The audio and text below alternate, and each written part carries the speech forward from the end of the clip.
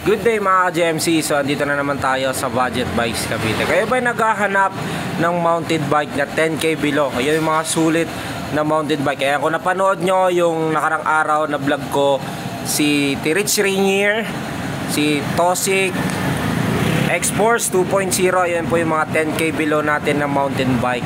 Ayan. So meron naman ako bagong i-update sa inyo na presyo.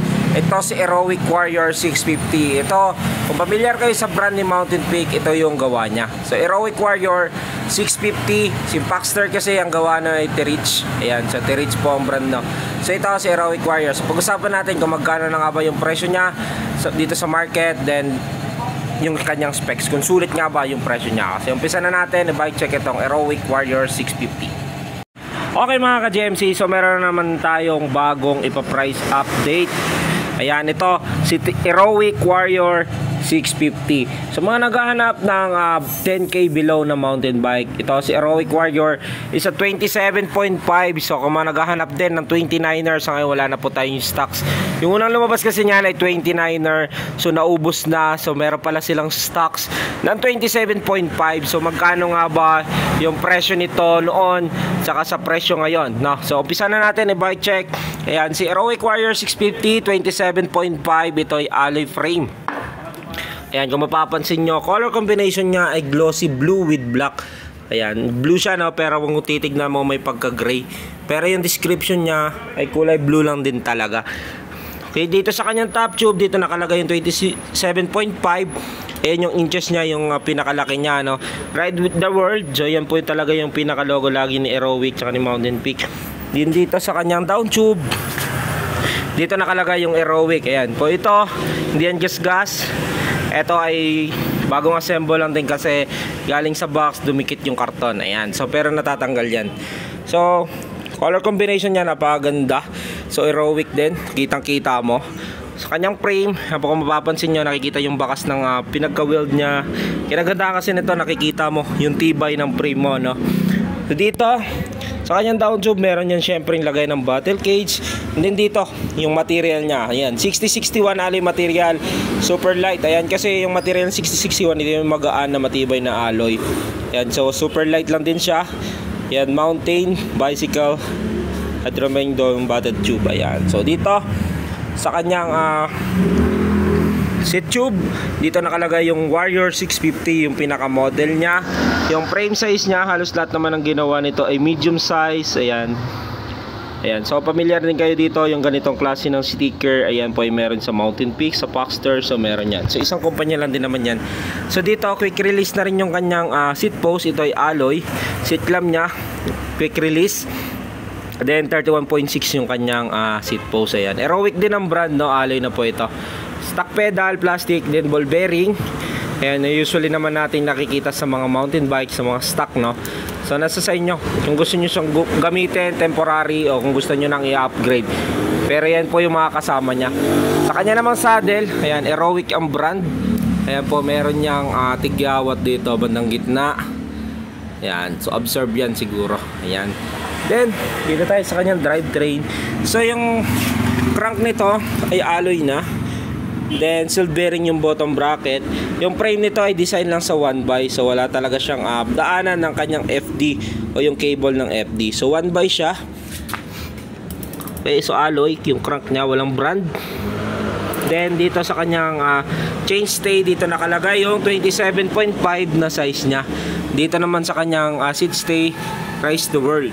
Ayan, so lagi naman yan nakalagay yan lagi. Then sa kanya namang RD, yan, tanggalin natin. Yung RD niya ay L2A7. Ayan, so L2 Woo. Ayan, 10 speed. So 11 to, check natin,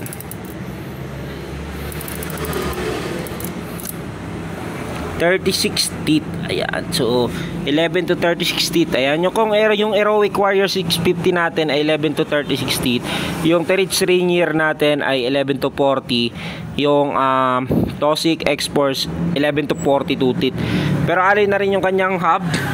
Heroic ang brand ng kanyang rim, alloy na rin po yan. Gulong na ginamit sa kanya ay 27.5 by 1.95 fast rolling. So yung gulong niya ay walang pagkakilanlan. Check natin kung may brand.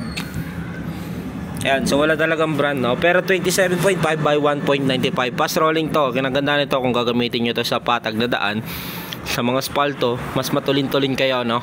Kasi fast rolling yung gamit mong gulong. Dito naman tayo sa kanyang head tube. Side tube niya, ito yung logo ng Aerowick. Ayan, so non-tapered. So 44-44. Headset niya, ball bearing pa. Yung kanyang stem ay Aerowick din. So pwede siyang positive, negative, no? So naka-positive siya sa taas, no? Then alloy na rin po yung kanyang handlebar. Aerowick ang brand. Shifter nito L2A7 syempre. Match dito sa kanyang RD. Yan, kailangan tugmayan dito. Yan, so 10 speed, 1 by siya. So walang shifter dito sa bandang kaliwa, kanan lang. L2A7, hydraulic na rin po ito. Yan, so hydraulic nya, ang brand nito ay NAT. Then mineral oil, so ito hydraulic. Then dito, cabling nya. Check natin yung cabling. So mamaya pala. Fork muna tayo pala. Yung fork nya, ayan, sa preload coil. So may lockout siya. Lockout purpose niyan, yung bouncing tsaka yung wala. Kung dadaan kayo sa mga mabakong daan, pwede nyo i-open para ma-absorb nyo yung impact. So magbabounce yan. Pero kung kayo paahon, kung gusto nyo persado kayo sa pagbabike, ilock nyo para walang bounce, naglalak siya. Okay, so yung fork nya ay Aerowick ang brand, nito ay bakal. Then quick release, yung harap tsaka likurang gulong. Skewer alloy naman yung kanyang hub. Rotor na ginamit sa kanya yung 160mm. Ayan po yung hydraulic nya na nut. Alloy rin yung kanyang rim, 27.5 by 1.95 yung kanyang gulong. Sa cabling nya, siyempre yung preno sa harapan, dumaan yan dito sa kanyang fork. Then yung RD, dumaan dito sa bandang right side nya, no, sa frame. So internal siya. Preno naman niya sa likod, dumaan dito sa kabila. So design talaga siya, yun lang din dadaanan ng cable natin. So tatagos yan dito sa ilalim. Yan, so meron talaga siyang designated na dadaanan. Yan yung nagustuhan ko dyan. So malinis yan. So dito sa baba, may Aerowick din na brand. Yan, o. So nakalagay din dito yung Aerowick nya. Then dito yung ITD. Ayan, o. Ganda. Kahit sa ilalim, kitang kita mo yung ganda nya. So yan yung Aerowick Warrior 650 natin na alloy frame, seat post, stem handlebar.